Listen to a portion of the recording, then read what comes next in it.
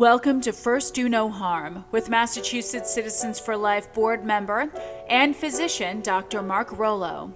This broadcast will focus on medical ethics from a Catholic perspective and address abortion, physician-assisted suicide, contraception, natural family planning, IVF, healthcare proxy, and other topics. Please be advised that this show is not appropriate for children under 13. Hello and welcome back to First Do No Harm, a show about medical ethics from a Catholic perspective. I'm Dr. Mark Rollo. The last 5 shows have focused on end-of-life issues. Specifically, I have reviewed the threat to life that is assisted suicide and euthanasia. I would now like to shift our focus back to the beginning of life. We continue to pray for respect for the dignity of life from conception to natural death. Today, I will focus on medical abortion, which is a growing scourge that we face in this country and around the world. And on a hopeful note, I will discuss how we now have the ability to reverse the effects of the so-called abortion pill. It is a process called abortion pill reversal, the details of which can be found at the website abortionpillreversal.com. As always, however, let us first begin with prayer. For, as stated by the U.S. Catholic bishops, only with prayer that storms the heavens for justice and mercy, prayer that cleanses our hearts and souls, will the culture of death that surrounds us today be replaced with a culture of life. I would like to offer this prayer beginning with a portion of Psalm 139. If I say, surely darkness shall hide me, and night shall be my light. Darkness is not dark for you, O Lord, and night shines as the day. Darkness and light are but one. You formed my inmost being. You knit me in my mother's womb. I praise you, so wonderfully you made me. Wonderful are your works. My very self you knew. My bones were not hidden from you when I was being made in secret, fashioned as in the depths of the earth.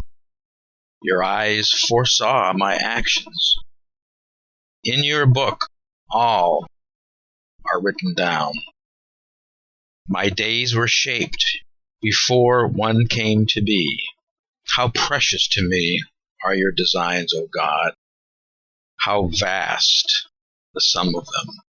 In light of the psalmist's words, let us pray that those who seek the destruction of life in the womb with medical abortion may have the darkness of fear and ignorance and malice removed from their hearts, so that the light of your goodness and wonderful works may be revealed. We ask this in the name of the Father, and of the Son, and of the Holy Spirit. Amen. Today, almost 40% of abortions in the United States are medical abortions. The remaining 60% continue to be surgical abortions. But 40% is a huge number, and it is increasing. Medical abortion has the advantage to the abortion industry of requiring no medical equipment, fewer personnel, and a cloak of darkness. Medical abortions can be performed more secretly than surgical abortions, so that the light of truth can be more easily avoided. Medical abortion has been available in the United States since it was approved by the FDA in the year 2000, 20 years ago. Mythapristone, which is spelled Mifepristone, Mythapristone, is also known as RU486, the so-called abortion pill, and is currently approved for use up to 10 weeks of pregnancy. Mythapristone is not to be confused with the so-called morning after pill, such as Plan B. Although the morning after pill has some abortifacient properties, it is only effective if taken shortly after so-called unprotected intercourse. As an aside, the term unprotected intercourse is a horrible term because it transforms what should be an act of mutual self-giving between husband and wife into a destructive act from which men and women need protection. Thus, the sacred is transformed into the profane. But I digress. Mythapristone, again, also known as RU486 and the abortion pill, is very different from the morning after pill. Mythapristone will cause an abortion for up to 10 weeks of pregnancy. This is almost the entire first trimester. It is an anti-progesterone drug.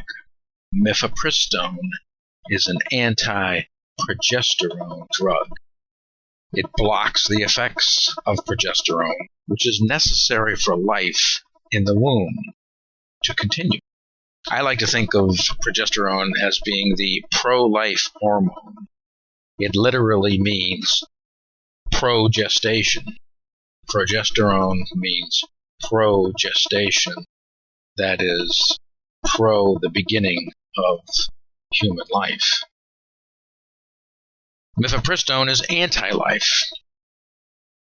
It blocks progesterone receptors and therefore starves the baby in utero by cutting off her blood supply.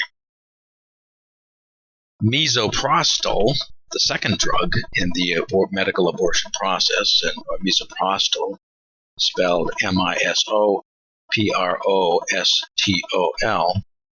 the second drug is then taken 24 to 72 hours after mythapristone. So, first, mythapristone is taken to starve the baby so that the baby dies in utero. And then misoprostol, the second drug, is taken 24 to 72 hours later to stimulate uterine contractions and therefore expelling the dead baby from the womb. Now, many women regret their decision to take mythapristone, the abortion pill. And we now have a way to help these women by giving them large doses of natural progesterone before they complete the medical abortion by taking the second pill, misoprostol, to empty the uterus. Dr. Matthew Harrison was the first doctor to try the abortion pill reversal. Dr. Harrison practiced medicine in North Carolina, Charlotte, North Carolina. And in 2006, he had a patient who had taken mythapristone. He had previously used progesterone as a way to help with miscarriages, help with other forms of infertility. So he knew that progesterone was possibly helpful in reversing the effects of mythapristone, since he knew that mythapristone, RU486, was an anti-progesterone drug. So he gave this medication, this natural progesterone, to his patient in very high doses because he didn't know what dose would be effective. So he gave what was considered to be a high dose, and it was successful in preventing the medical abortion. And As you can imagine, his patient was very, very appreciative. After he was successful, he conferred with another physician, a fellow physician by the name of Dr. George Delgado, who took this information and developed a whole protocol to standardize the use of progesterone in reversing the effects of mythapristone.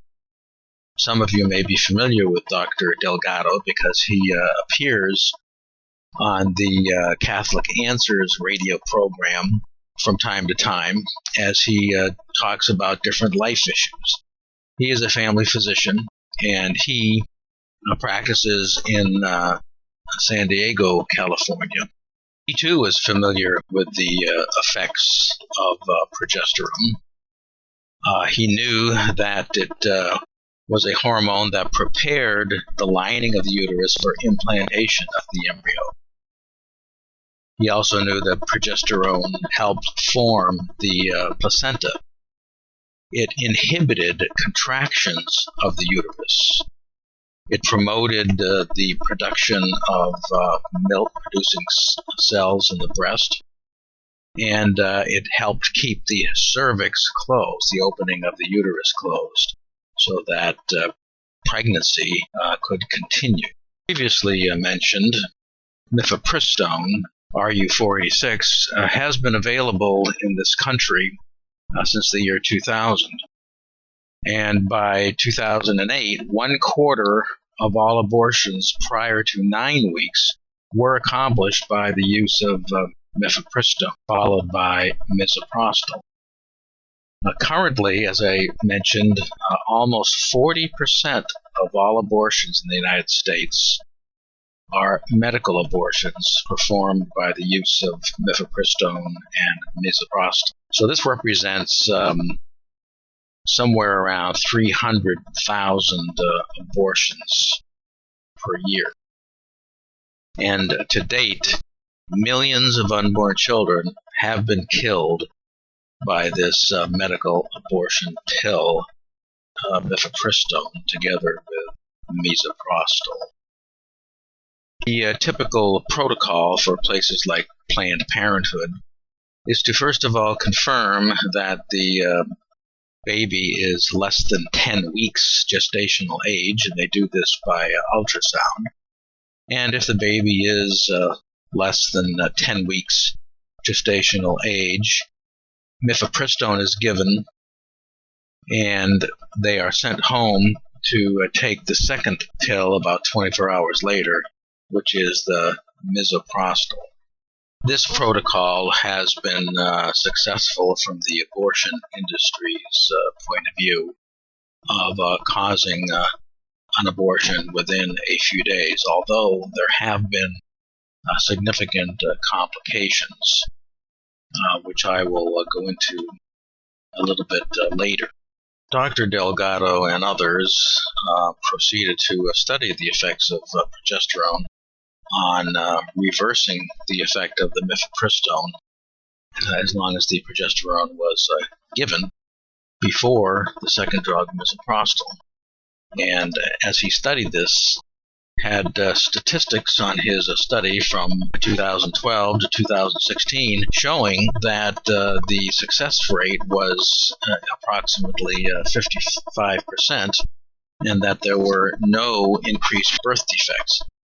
So this was great news, and he proceeded to reach out to physicians across the country and across the world and trying to set up a hotline so that women who had taken mythapristone would be able to call a hotline, and the nurse on the other end of the phone could then look at the map and try to find a physician nearby who could help administer progesterone. And I was fortunate enough to be one of the physicians who participated in this.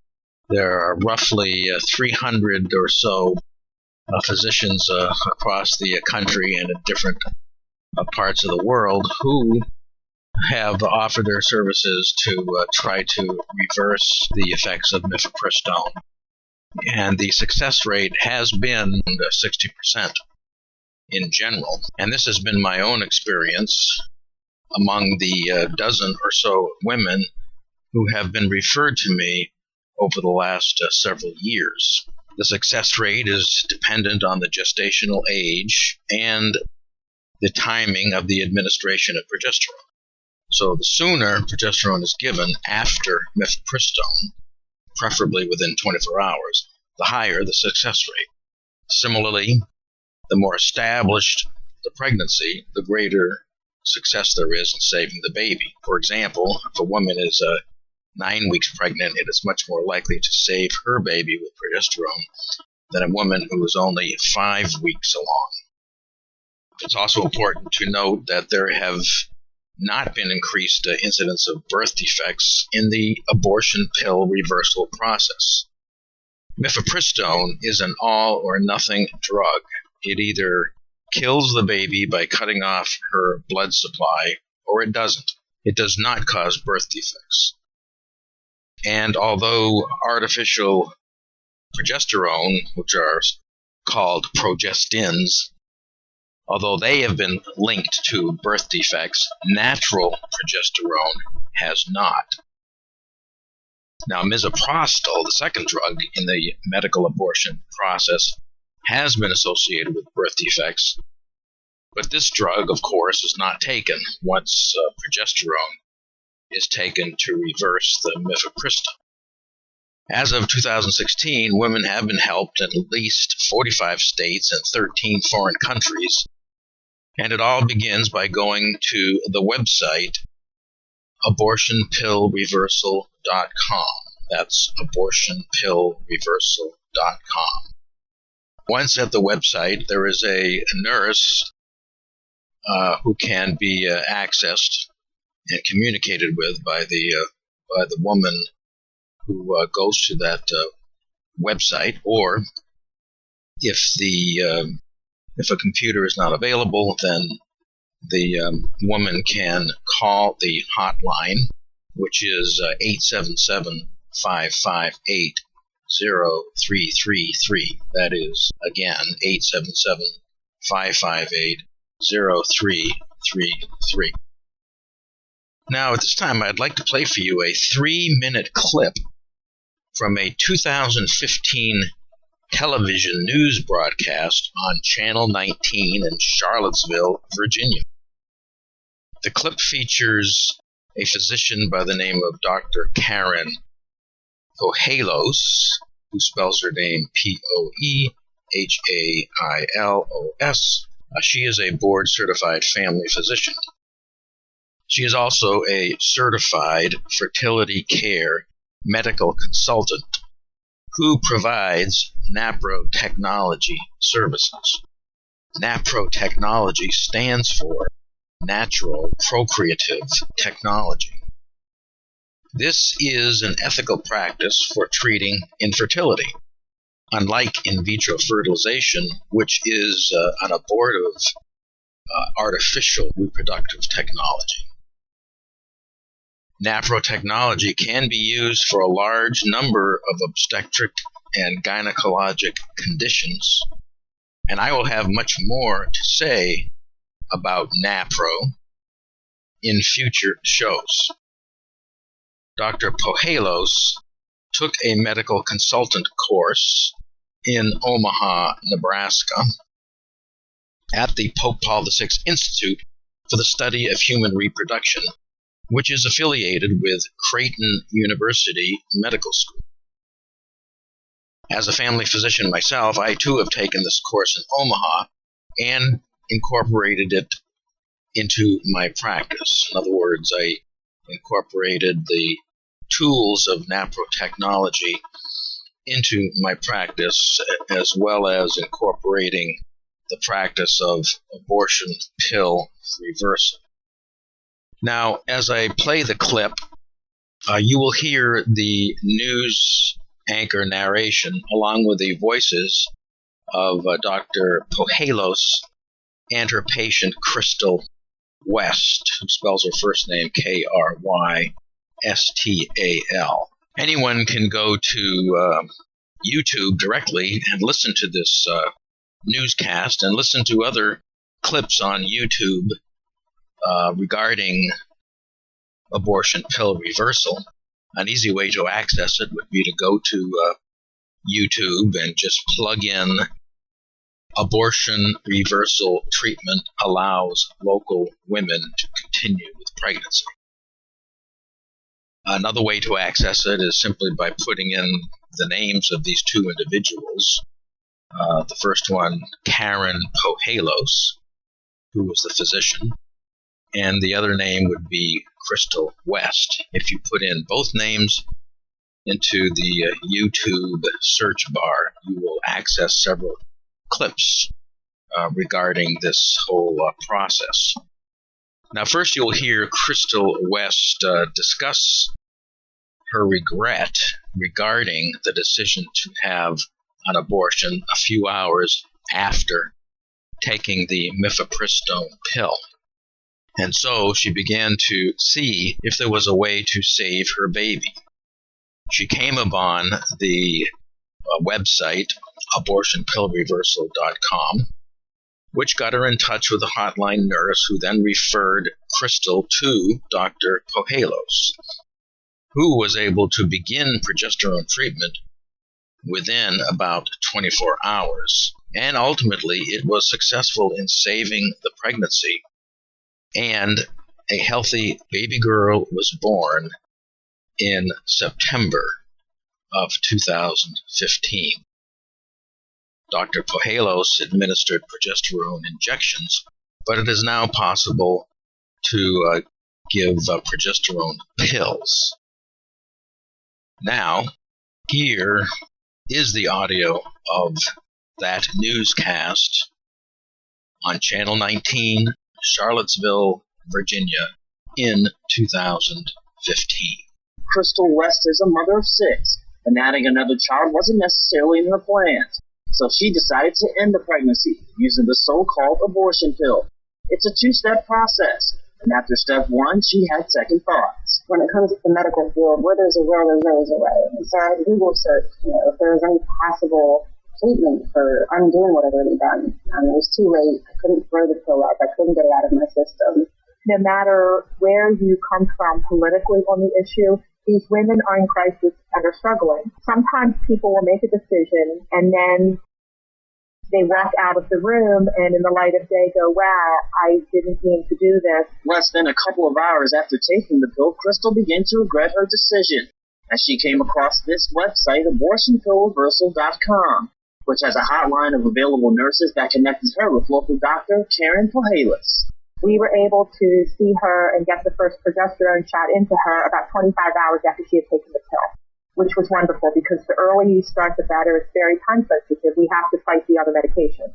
So this is a vial of the progesterone that we use in this protocol. The Mythapristone doesn't directly attack the baby. So if we can give enough progesterone to keep the drug from getting to the receptors, if we can keep the placenta alive, there have been no cases of birth defects in the babies who have been born using this regimen.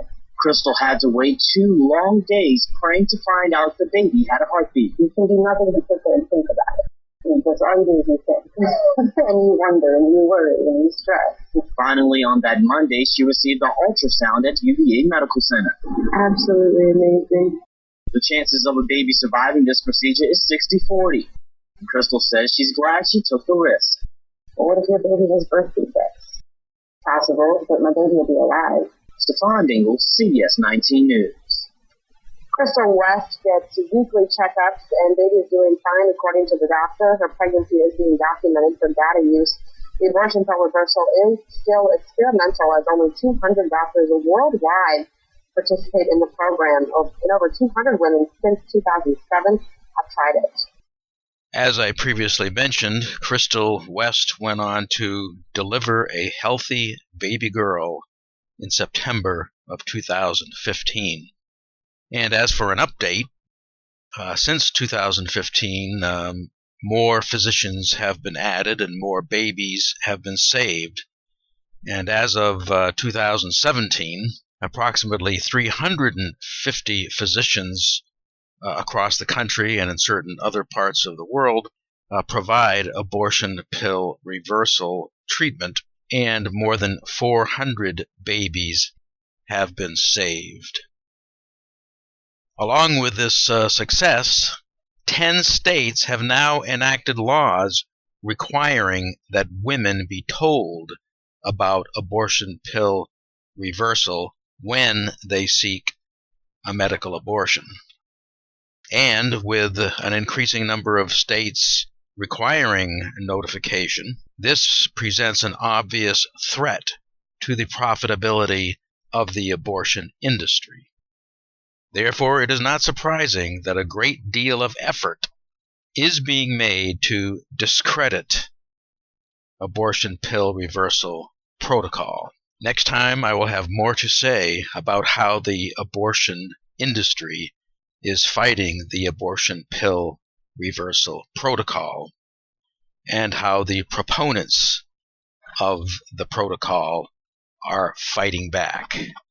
Until then, remember, we should always treat life with care and respect. And at the very least, we should first do no harm.